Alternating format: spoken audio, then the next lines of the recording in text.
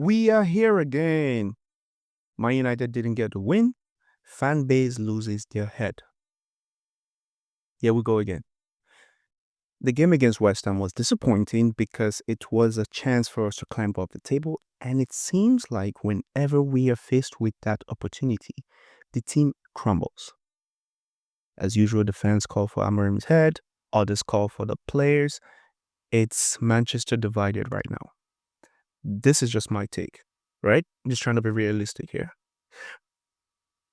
I think a team that finished 15th last season went up against a bottom of the league team this season.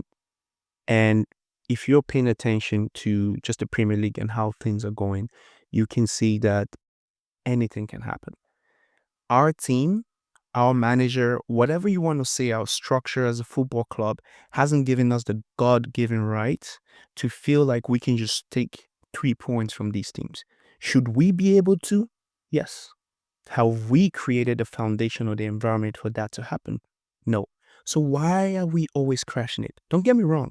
I understand the emotions behind it. It hurts to see your team be this way. But if you look at the Premier League this season and football in general worldwide, there's been a huge shift. It seems like the unexpected is now the expected.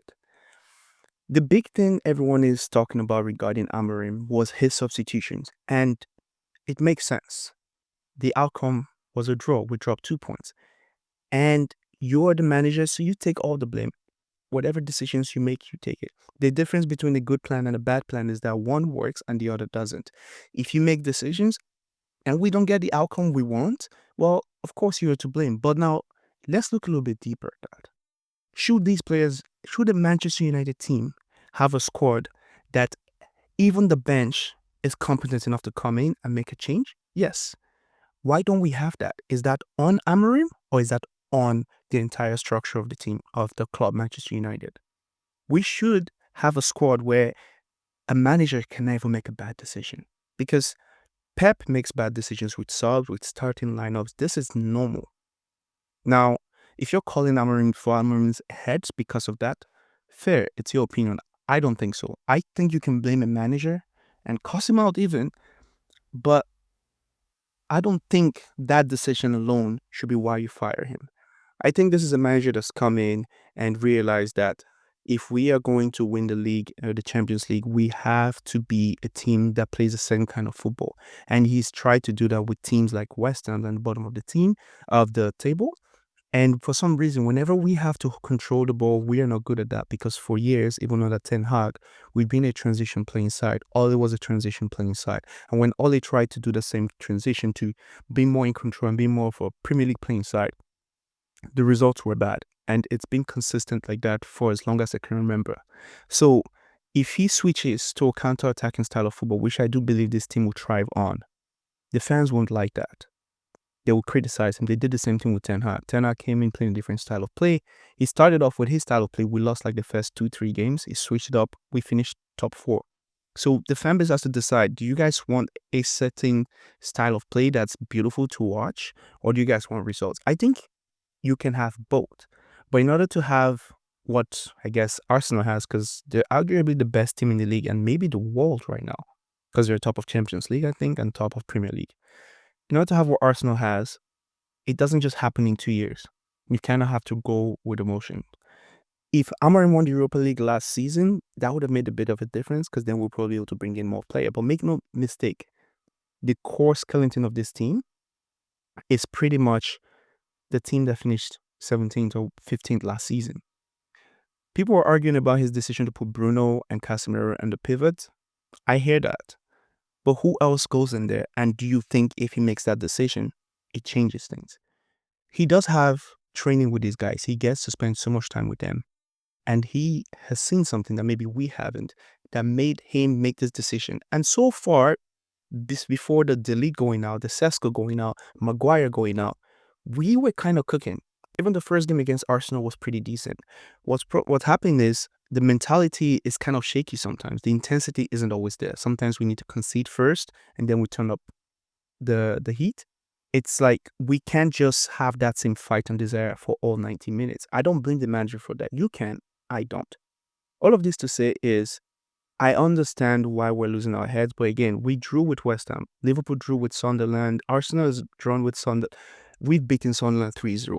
The results, they're important, but I want you to understand this is the nature of football right now, and our team isn't in a strong position to go into every game and expect 3 points. If the other teams that have a better footballing structure, better players, are getting that same inconsistency sometimes, who are we? I get it. We're Manchester United, big history. But let's just be realistic and face the facts. We don't have the facilities for the results and the type of play you're asking for. We are very thin as a team. That's why you see the same players keep playing even when they don't do well. Mbeumo is a great player. He didn't do well in that game. Cunha, I believe, is a great player. He didn't do well in that game. In Manchester United squads of old, that won't be a problem. We just switch it up and the levels go up. Now, again, you can blame the manager for the substitutions, but there's a bigger issue here. He should be able to make substitutions at a Manchester United football club and not have the game just completely go down like that. He probably had ideas in his head that did not work. People calling for Kobe Manu. We considered the corner kick. If Ahmad was marking the guy, these conversations won't be happening. So I think Ineos will get rid of Amorim if and only if this continues for like maybe next season or something like that. Or maybe it gets really bad before the end of the season. But I think they got Amorim and they had a discussion and he let them know that this is what I'm going to do. This is my plan to rebuild. This is the first time Manchester United has been in a rebuild since Ferguson. We're trying to bring in players. We're trying to change the board, trying to change overall structure. We finally have football people in there. And they know we do not have an environment for any manager to come in and win the league. And that's what they're trying to do. By the time the pieces all fit together, and Amorim kind of has a fair amount of the tools that he wants. Because you have to understand, the squad that got those 3 wins back to back isn't the squad that's tying and losing. It's not the exact same squad. There's been some changes there.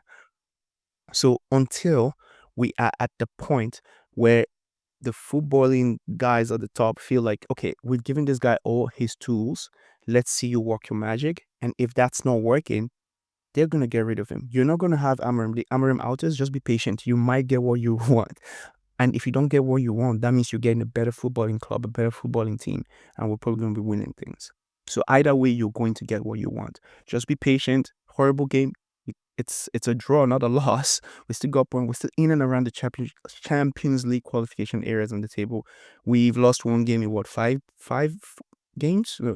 I can't remember. The past 5 we lost one game. I don't know, something like that.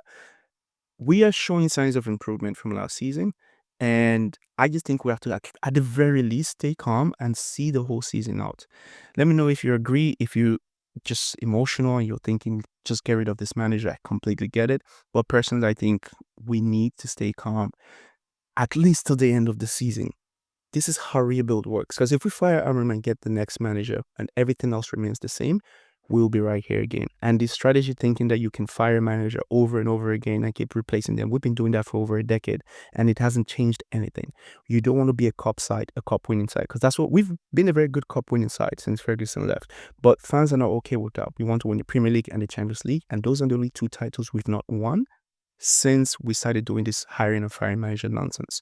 But if you want to transition to a team that's actually consistent, like say Brighton, they might not be winning the league, but independent of the players going or coming, managers going or coming, there's a certain standard of play that they maintain, and that has nothing to do with the players or the managers. It's the overall footballing structure. If you want Man United to have that, you kind of have to swallow and bite the bullet for this one. Amorim didn't get us where we are. Ineos didn't get us where we are. The Glazers did. It should have never gone this bad, but now it's here and they're trying to repair it, and there's going to be some growing pains. That's what I think. If you have a different opinion, let me know in the comment section below. And yeah, I'll see you guys next time. Thank you for watching. Don't forget to like and subscribe.